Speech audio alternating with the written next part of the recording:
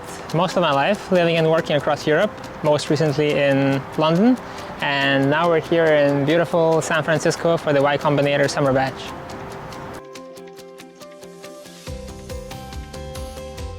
Cactus is an open source framework for deploying AI models on smartphones, and we help thousands of developers add private, offline, on-device AI into their apps.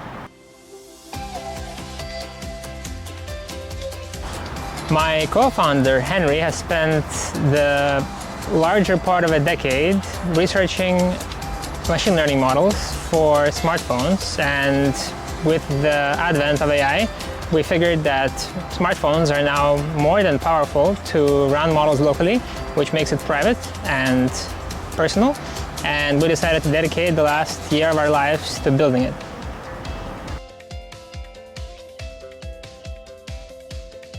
I think privacy is a pretty big deal, and at this point there is no doubt in anyone's mind that AI is going to be a large part of our lives moving forward.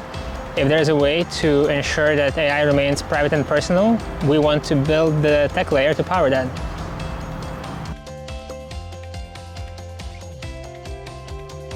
Even though we've been working on Cactus for about a year now, I think I had that first click moment 4 or 5 weeks ago, so in the middle of July, right after the beginning of our YC batch, and it happened when we went from trying to actively target our customers to seeing customers come to us and say, hey, this is a really pressing problem for us. We are trying to deploy models on device, and there is no better solution than Cactus.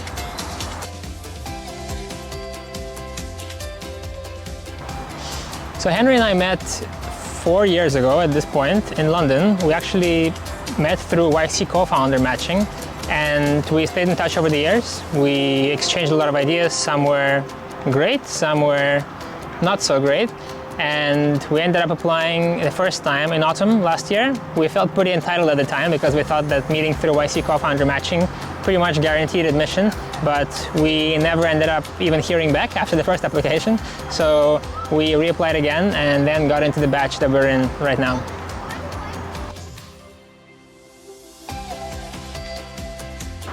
I think YC truly is one of the few unfair advantages that we had, both in terms of getting access to the community of fellow entrepreneurs who are all trying to solve very similar problems to us, to the mentors that we get to learn from on a daily and weekly basis, as well as early on in our journey, YC suggested that we pivot from the original idea, a slightly different flavor of Cactus that we were working on, to what Cactus is today.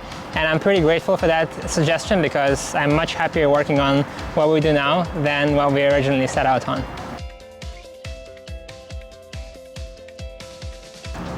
I think people imagine YC as some kind of high school or university program with a rigid curriculum and a set of activities. That's really not the case. We spend maybe 2 to 5 hours on a given week on actually kind of mandated YC activities, whether that's personal or group office hours or other events, and the rest of your time is spent building the business and making sales, the things you are actually supposed to focus on when you're building a startup. I would say focus on sales and distribution sooner. There's a famous saying that says, first-time founders focus on the product and second-time founders focus on the distribution. That is definitely very true. It's tempting to think that if you build a great product, people will just come and use it right away, but that's not the case. You really have to get out there, you have to talk to your users, you have to make sure that you interact and engage with the market and both put yourself out there and learn and keep the feedback cycle going. The tighter the feedback loop, the faster you'll get to the version of the product that works for you. I think everyone working on an early stage startup gets kind of bogged down by comparing themselves to others, meaning the companies that were there before you, the companies that are a few years old as opposed to a couple of weeks in your case, and that have dozens of employees or hundreds of employees instead of being 2 dudes in a garage or in a kitchen or in a living room somewhere. And the truth is, again, I can't take credit for the saying, but you're a lot more likely to die of starvation than cannibalism, which means you're a lot more likely to suffer if you don't make enough sales rather than be damaged at the hands of competition. So don't look out there too much, focus on your own journey, focus on your own product, and focus on your own customers. The competition will either fizzle out or will come into play much further down the road than you think. So I would say my lowest point was when I was stuck inside my own head too much and I was comparing myself to other companies in the space.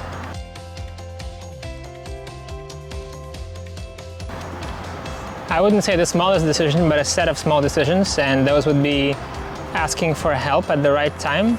I think it's tempting sometimes to think, hey, I'm a founder, I have to do everything myself.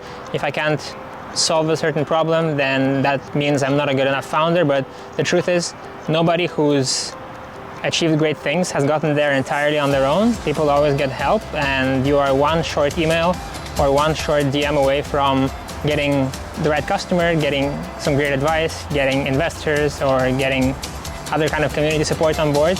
So if in doubt, ask for help, and more often than you will think, the help will come.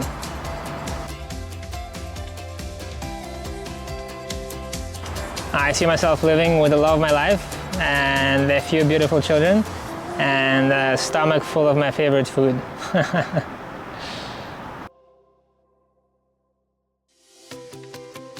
Sales. I think it's pretty tempting to not sell early enough, and the truth is, no matter what business you're building, with a handful of very small number of exceptions, everything depends on sales. There's a famous saying that I love that says, if we're all gonna eat, someone's gotta sell. And so the answer I would give is, if you're technical, learn how to sell. If you're not technical, learn how to sell all the more. And the sooner you get selling, the faster you will learn and also inform yourself of the direction that you're going in.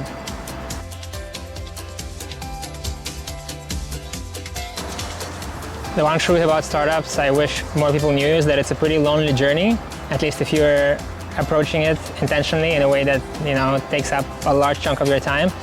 You're going to be working on a very complex problem or a complex set of problems late into the hours of the night very often, and for starters you have to be very passionate about it, that's a given, but also ideally you find somebody who's equally passionate about it with you, because you're going to go through some highs, you're going to go through some lows, and when you go through the lows you're going to be grateful that you have a co-founder or a mentor or a partner who is there to pick you up, and equally when they feel down you'll be there to pick them up and you hold each other up.